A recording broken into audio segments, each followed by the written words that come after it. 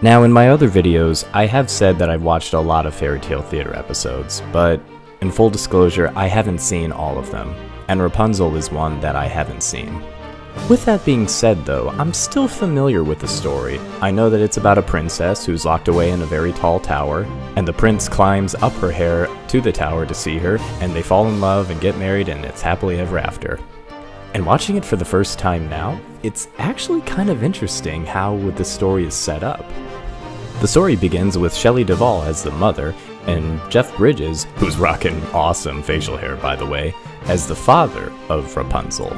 They live next to a witch played amazingly by Gena Rowlands, who seems to have a keen interest in them having a child. At the beginning of the episode, she starts saying Rapunzel, or something like that, and apparently we have to wonder, is that where we get the idea for Rapunzel's name? She puts a spell on the mother, which makes her have such a huge craving for radishes. And let me tell you, I never knew you can go this far making foods out of radishes. It's kind of funny to watch actually, how much Angel really wants a radish. But the only way to get the radishes is for Jeff Bridges to go into the witch's garden. And I gotta say, this witch's house looks amazing. I know it's a set, but this is ideal for a witch's house. They even mentioned that there's a mandrake in her garden. I wonder, is this it? Is this supposed to be set in the Harry Potter universe? Probably not, but that'd be quite an amazing crossover, wouldn't you think? There's even a weird moment where the mother has a dream about radishes, and they're like puppets, and they're singing and dancing, and they're eating. One's got teeth, and it's like, okay, you really want radishes.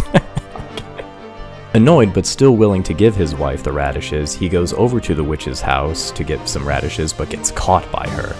She demands that for his thievery, he must pay back with his daughter.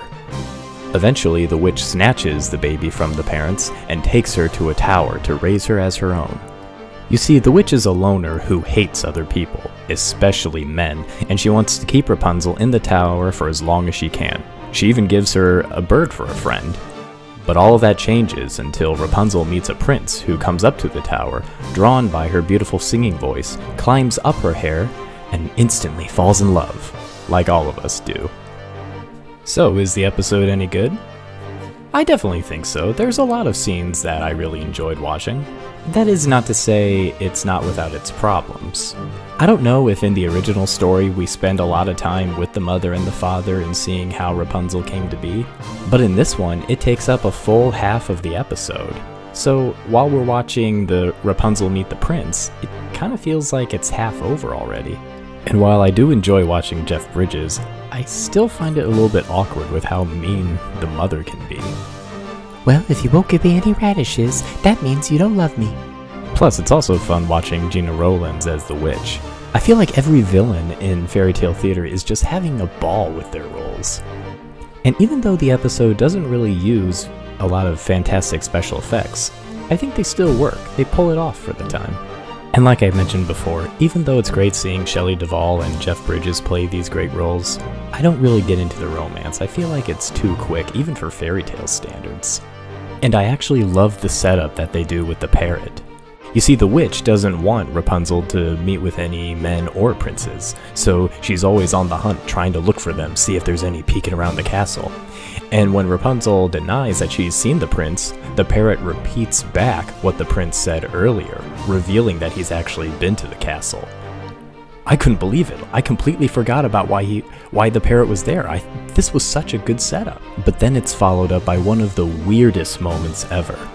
In the original book, the witch cuts off Rapunzel's hair to trick the prince into climbing up and trying to kill him. And he falls, and he ends up falling on thorns. But in the episode, he doesn't really fall onto thorns. He hits his head against a log, and then suddenly he's blinded. What? And even though I do think the ending is kind of sappy, with the prince and Rapunzel meeting up in some desert far away with a couple babies and his blindness is restored, it's still sweet, it's still okay to watch. Again, this is a fairy tale. We're not really looking for award-winning material here. Plus, it was kind of exciting seeing one of these that I haven't seen before. And while I still think Jeff Bridges and Gena Rowlands were the best things in the episode, Shelley Duvall still does pretty good as Rapunzel. And definitely as the mother. she has her own weirdness added to it. While still not the best episode of the series, it's still worth a watch. So be sure to let down your hair and enjoy.